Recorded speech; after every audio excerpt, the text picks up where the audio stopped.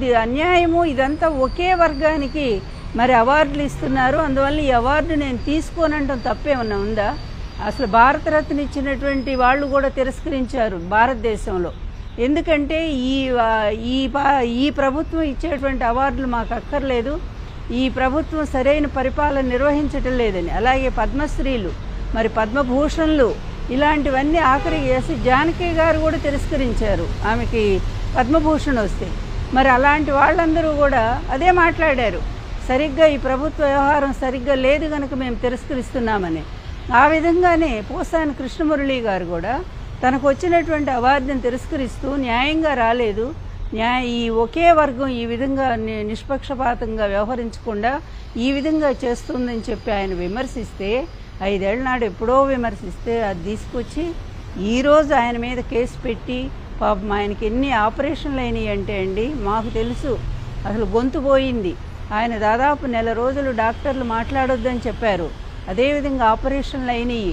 అటువంటి అనారోగ్యంతో ఉన్నటువంటి మనిషిని ఈ విధంగా దారుణంగా ఎప్పుడో కేసు ఎక్కడో, అది కూడా మనోభావాలు దెబ్బతిన్నాయట.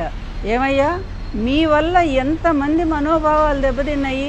మీ వల్ల ఎన్టీఆర్ దెబ్బతినలేదా? మీ వల్ల నేను దెబ్బతినలేదా? రోజా దెబ్బతినలేదా? పార్టీలో జగన్ గారు తినలేదా?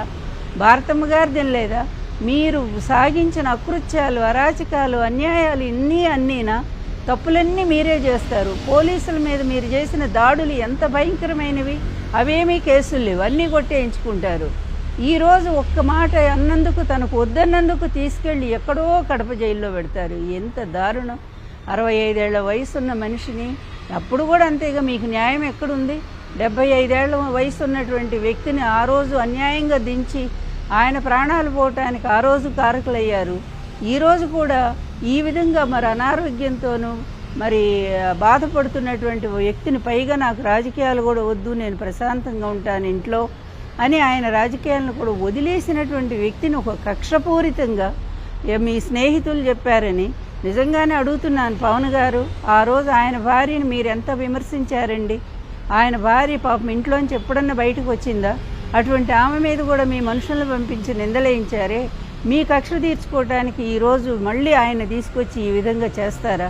ఏం న్యాయం అండి పవన్ గారు? కొంచెమైనా మీరు ఆలోచించరా? వాళ్ళ తండ్రి కొడుకులకి ఎట్లాగూ బుద్ధి లేదు, మీకుందని మేము అనుకుంటున్నాం ఇప్పటిదాకా. కానీ మీరు కూడా ఈ విధంగా ప్రవర్తిస్తూ ఉంటే ఇక ప్రజాస్వామ్య వ్యవస్థ ఎటుపోతుందో, పూర్తి అరాచక వ్యవస్థ, అదేవిధంగా దాష్టిక పరిపాలన ఈ రాష్ట్రంలో కనిపిస్తూ ఉంది.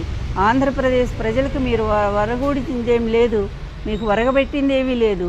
పైగా ఈ విధంగా అటు వంశీని, ఇటు మరి పోసాని మురళీకృష్ణ గారిని, ఇంకా మరి వైఎస్ఆర్ కాంగ్రెస్ పార్టీ నాయకుల్ని ఎంతమంది మీద మీరు కేసులు పెట్టుకుంటూనే పోతూనే ఉన్నారు.